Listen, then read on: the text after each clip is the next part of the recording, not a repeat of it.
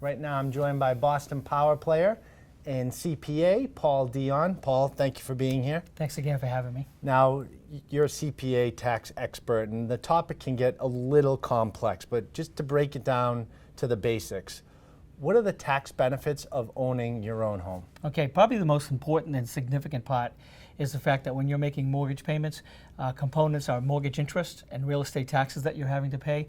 Both of those are deductible on your tax returns, so depending on your tax bracket, it can save you anywhere from 25 to 30% in taxes. So you need to think about that component when you're looking at buying that home, whether in fact your net cost is a lot lower than you realize than paying for rent.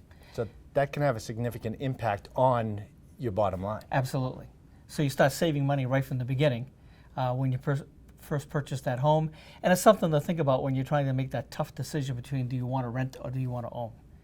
Okay. And the other thing, as we've mentioned in other conversations, is I really think there's a lot of value in the fact that rents will continue to skyrocket. The demographics say that more and more people will have to get into more expensive properties to rent, where home ownership, if you do it right with a fixed rate mortgage, let's say, you're probably going to be with the same bill every single month.